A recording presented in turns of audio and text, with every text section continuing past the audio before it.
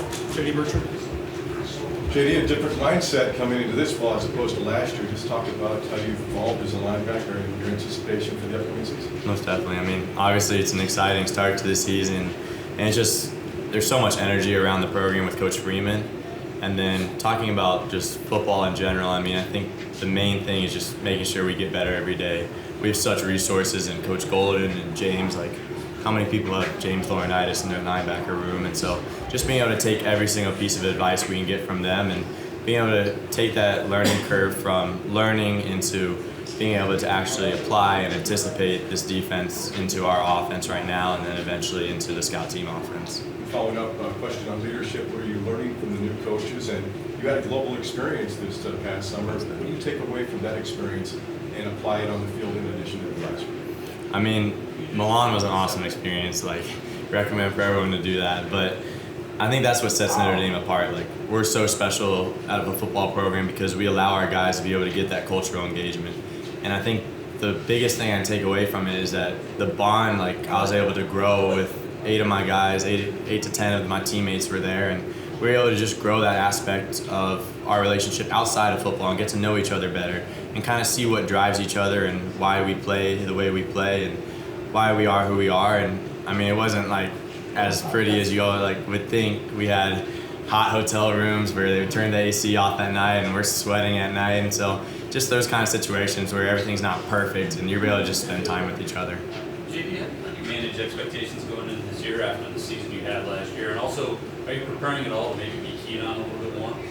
Yeah, I mean, I think the biggest thing just goes back to getting better. And I mean, there's areas in my game that I know I need to get better in, and being able to just each day be able to come away and say like, hey, what I do to get better, and at night be able to label it off. And I told our guys the other day that I was lucky I got to spend some time with Jerome Bettis, and when I talked to him, like, he was like, hey, who are you competing with? And his message to me wasn't necessarily that I'm competing with those guys, which obviously, I mean, we are in some regard, but I'm also competing with myself and the JD Bertrand that plays at Michigan and the JD Bertrand that plays at Ohio State and Georgia and all these other schools. And so as long as I can come away every single day and say, hey, I got better that day, whether, I mean, on the field and then taking it to the mental side of the classroom, then being able to say that I got better that day and be able to stack each stone on top of each other.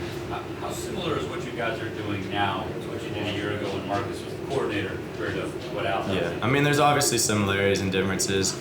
I mean, it's really cool to be able to, Coach Golden is giving us a lot of control to the linebackers on being able to anticipate offenses based on offensive formations and stuff like that, and being able to get our defense into different maybe checks or adjustments with that regard.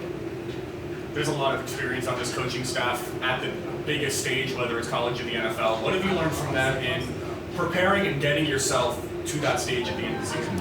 I mean, one of the biggest things is just that monotony. Like, these days you're not going to know what day it is during fall camp. Like, every single day has a very similar schedule, and just being able to make the most out of each of those days. What's been the biggest development of the defense from last year, kind of piggybacking off of what he said? I think one of the biggest things, like, what you can never be good enough at is communication, and being able to get that communication from the secondary to the linebackers to the D-line, because everything we're doing is relating to each other, and being able to communicate is, I mean, something that's invaluable on defense and just football in general. What does the defense have to look like for week 1 against Ohio State in order to be prepared and feel confident and go out there? I mean, I think one of the biggest things is just being able to clean up any kind of like mistakes that we're making here, and being able to not necessarily coach like the defense itself, but to be able to coach, have us know the defense and have studied the defense well enough that we're able to coach the little like tendencies of their offense and things like that, and not have to worry about like making mistakes within our own defense. You and Bo said in the spring the freshmen always wanted to learn. I guess has that stayed the same, and what have you seen from them so far? Most definitely. I mean, it's exciting. I mean, my freshman year, we didn't have necessarily as many opportunities rep-wise, and so I'm happy for them to be able to get this opportunity to grow their game. And so it's exciting because these dudes want to learn, and it's super just, I mean, that's what you want in a defense, and that's what you want as a linebacker group, is guys being able to push each other from the bottom up, from the top down, every which way.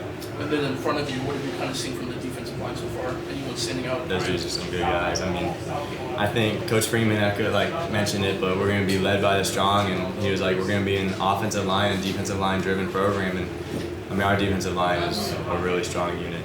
And then how's your brother adjusting to it? He's doing well. Yeah, he actually just threw his first game and relieved for an inning and threw really well, and 3 strikeouts and one hit, no runs. So good day. Did you see it? I didn't. I was at practice.